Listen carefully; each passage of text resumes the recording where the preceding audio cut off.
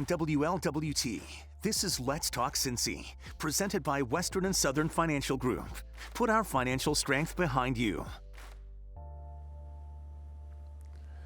Hello, everyone. I'm Curtis Fuller, and welcome to Let's Talk Cincy. This week, Cincinnati will once again celebrate the national holiday that honors Dr. Martin Luther King Jr.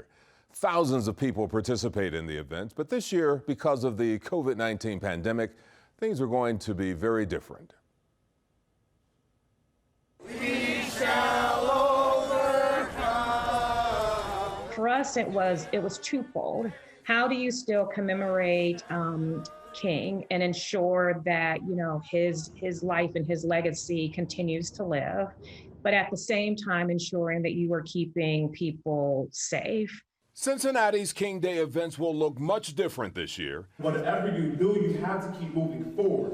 Beginning with a morning program at the Freedom Center. We had to pivot to have this experience go virtual this year, to be responsible, but also to adhere to the safety guidelines. We will not be open to the public on that day, to be responsible to our current situation with the pandemic. We talk about the legacy of Martin Luther King Jr.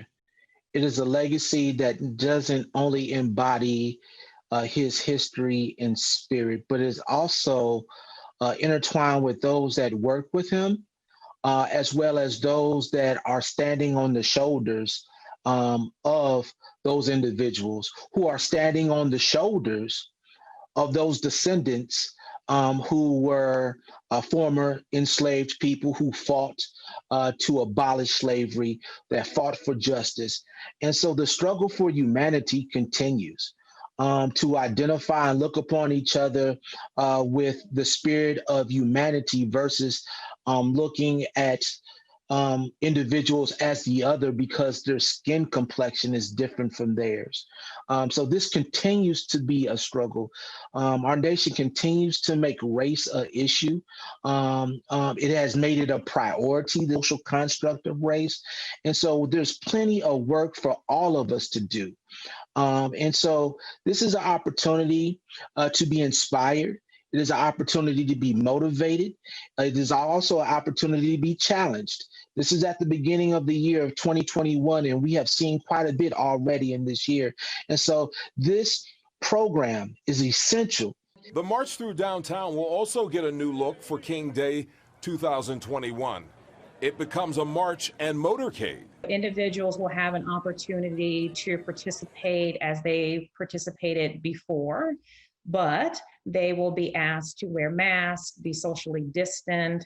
SORTA will also add more buses for folks to ride in this commemorative march and motorcade. And then the third way that people can participate, which is new this year, you can participate by staying in your own personal car with your family group. Finally, the citywide program at Music Hall will also go virtual. We have been listening to, our governor and listening to the different, health, reports that are out there, and, also being mindful of the disproportionate impact that COVID is having on the ethnic minority population. Now you can check out our website, WLWT.com, for additional information about the King Day events. Meanwhile, Cincinnati City Council approved a resolution reaffirming the city's commitment to honoring Dr. King's legacy. That resolution was introduced by council members Jan Michelle Lemon-Kearney, Wendell Young, and Vice Mayor Chris Smitherman. The remembrance of Dr. King is more important now perhaps than it's ever been. It's a very huge reminder of the loyalty that not only Americans have to America, but that African Americans in particular have a love for a country that hasn't always loved us back. This year marks the 46th annual citywide celebration. A little bit later in the program, you'll hear from one of the architects of the march that normally draws thousands of people. And by the way, this year marks my 28th year hosting the citywide events. Well, up next, a conversation with the daughter of the civil rights icon. She's Reverend Bernice King, when Let's Talk Cincy continues.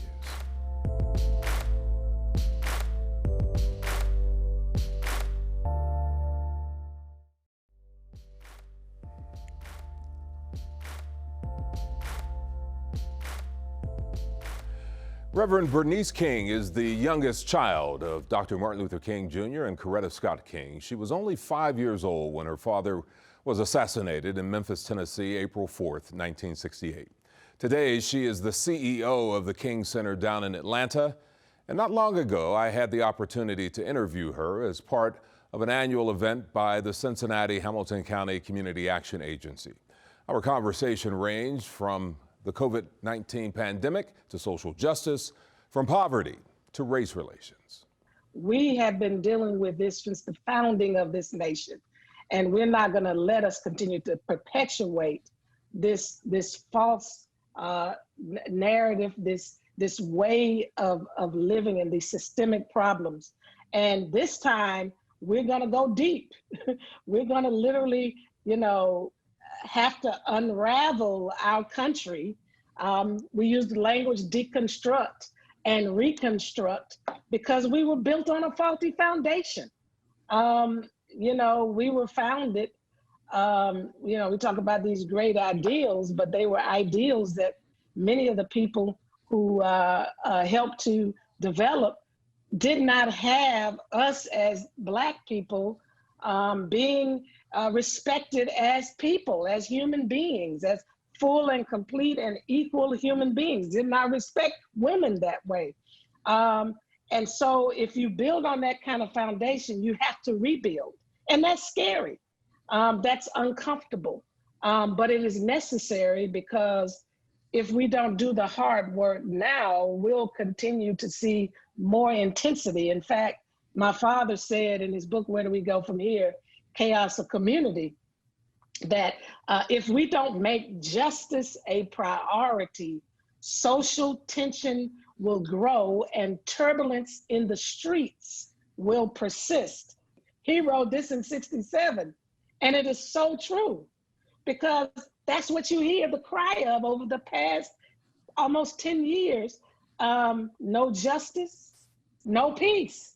And because there's no justice, then you have this social tension that's becoming more intense, and you have this turbulence in the streets that continues to persist. And so we've got to do the hard work in our individual lives. We got to assess things. In our organizational and corporate lives, I think organizations and corporations have the hard work of really peeling back and looking at where there's systemic racism in their policies, in their practices, in their delivery, and being very honest and frank. This is the time to be truthful. Brian Stevenson has been doing a lot of work calling for, and I know years ago, my family actually visited President Clinton calling for a Truth and Reconciliation Commission modeled along South Africa, and I guess our nation or that president at the time wasn't ready for it. And so here we are, a few years, probably almost 20 years later, where we have no choice but to face the truth. And in facing the truth, we have to reshape these narratives from our educational system. What we're teaching in schools, we got to recreate some things in our curriculum. And that's going to take a lot of work.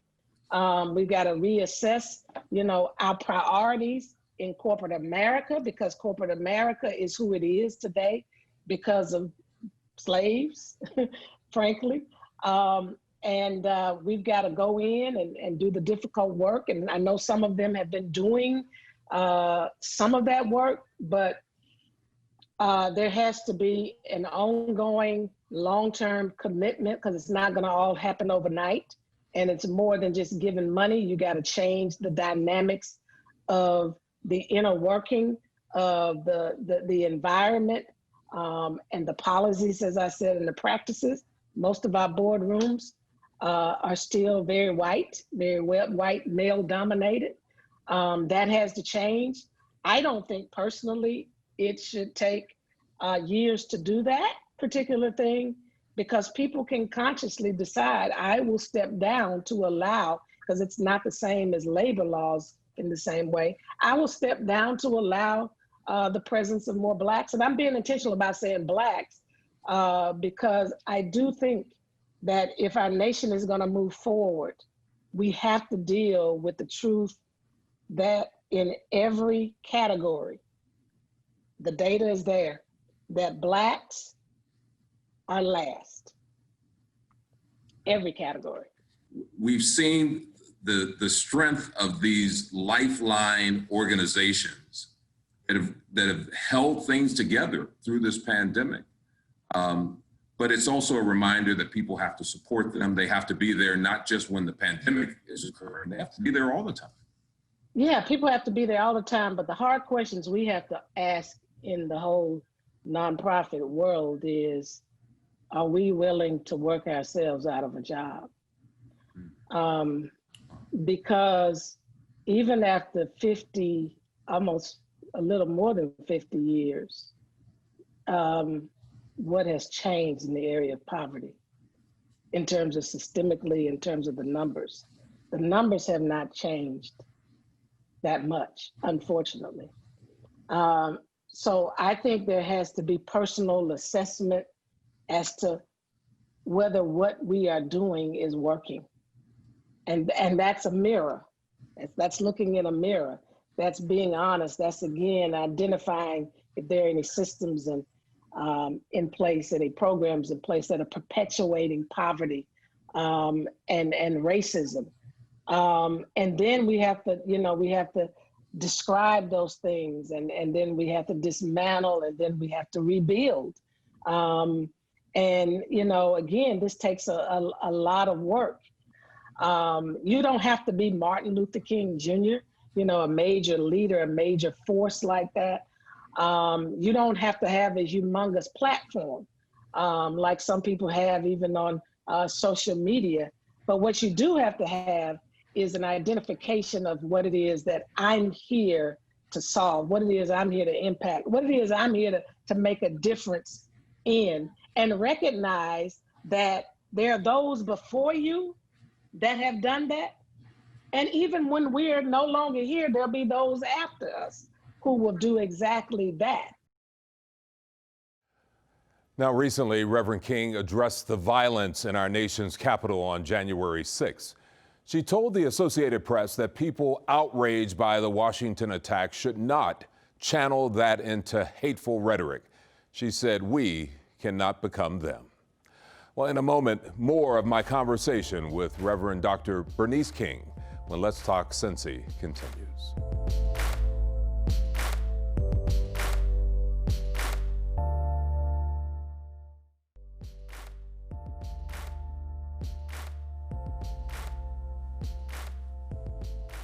More now of my conversation with the daughter of Dr. Martin Luther King Jr. Bernice King shared with me her thoughts about the work that we still must do in the push for civil rights, now more than a half century since her father was killed. My father, and I want to share something, if you don't mind, because I think it's so important. Again, because 52, 53, 54 years ago, he shared this in his Where Do We Go From Here book. He obviously talked about many of these things because he called for a poor people's campaign, as we know, shortly before his assassination. He was working toward that and started really dealing with the issue of economic injustice. It wasn't something he awakened to, so I want to set the record on that, straight on that, because early in his life, even before the movement started, he had identified what he called the inseparable twins of racial and economic injustice. He saw them being inseparable. But yet he was a systematic thinker, and he approached things systematically. And this is what my father, he said, I'm now convinced that the simplest approach will prove to be the most effective. The solution to poverty is to abolish it directly by a now widely discussed measure, the guaranteed income.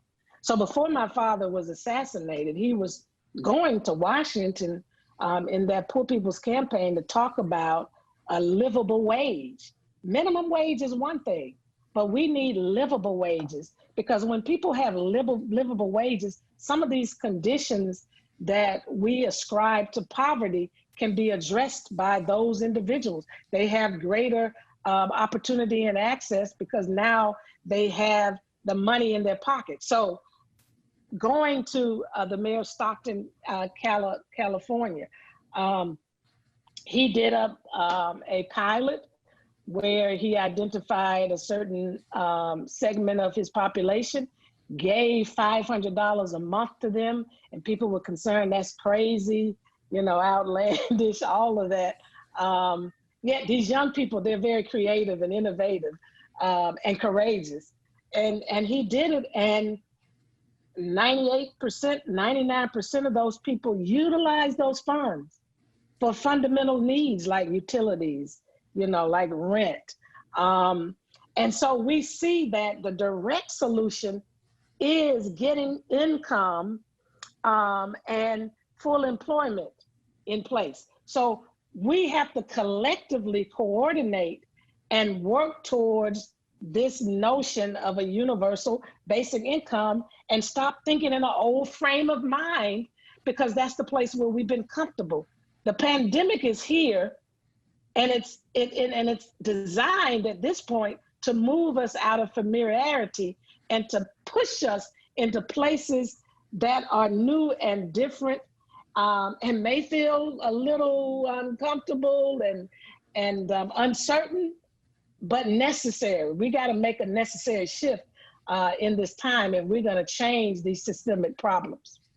And they say, if we keep doing the same thing, we all know that saying, get the same results. We're insane. So God just allowed the pandemic to stop the insanity so that we can get our sanity back together and really start being more creative and courageous in solutions to issues like poverty.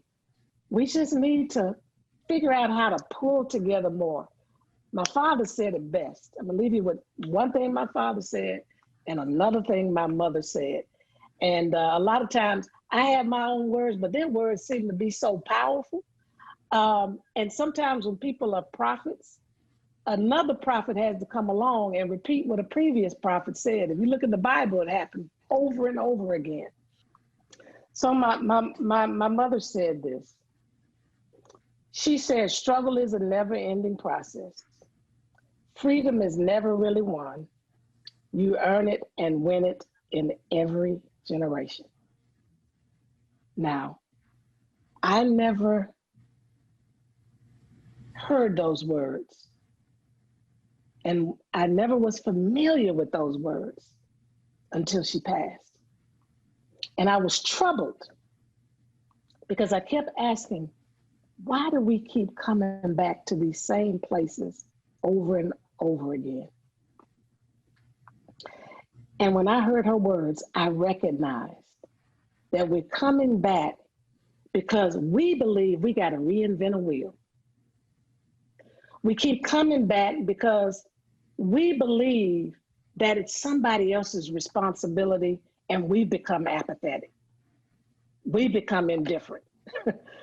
And yet there is this generational call to the freedom struggle. Every generation on the face of this earth is called to that freedom struggle. An individual seems to want to co-opt, but the generation nonetheless is called. And you can't defer the assignment. So you might as well step up to the plate and recognize, I'm here. I might as well join in and get connected.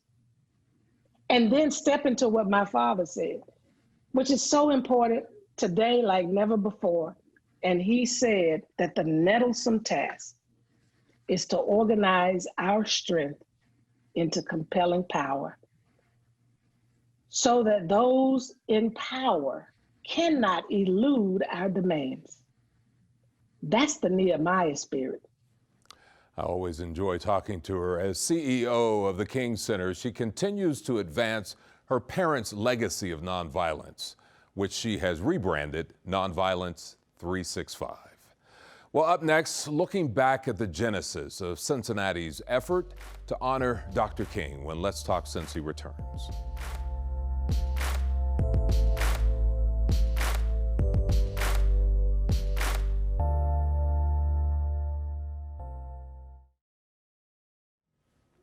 Long before the national holiday was signed into law in the mid-1980s, the city of Cincinnati and the state of Ohio held annual events commemorating Dr. King. On May 2nd, 1975, Ohio Senate Bill 18 was signed into law, declaring the third Monday of January as Ohio's Martin Luther King Jr. Day. One of the people involved in the effort to honor King was Reverend Damon Lynch Jr.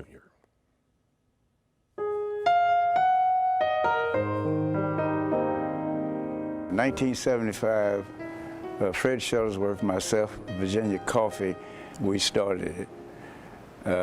It was a very cold day, and we had been having services in Avondale at Reverend Booth's church, the Zion Baptist Church, but we decided we needed to do more. Cincinnati became Mecca for the civil rights movement in the Midwest. But it was never easy. There was never nothing easy. You're always mindful to say you have to remain vigilant.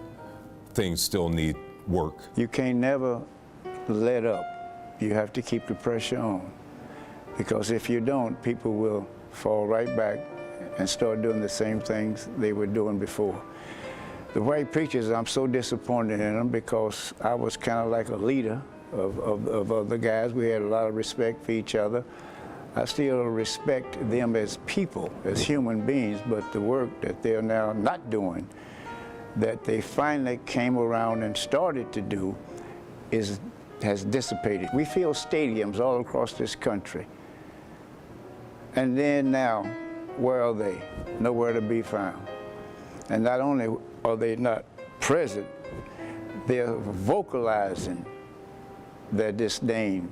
They want their America back, and they want to have it the old way, before there was a civil rights movement. So are you hopeful? I'm still hopeful. But what I don't see is the energy among our black brothers and preachers. Our younger pastors, they seem to be drifting into, other avenues. The gospel has become cheapened in a sense. There's no sacrifice. There's no to it.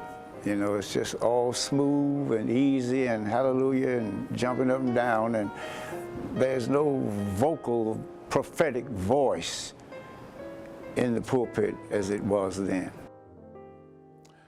In his final speech, Dr. King said we would have some difficult days ahead. Witness 2020 and the first few weeks of 2020, and these are some of those difficult days. Well, that's all the time we have for you now. Thanks for joining us. I'm Curtis Fuller. Have a nice day.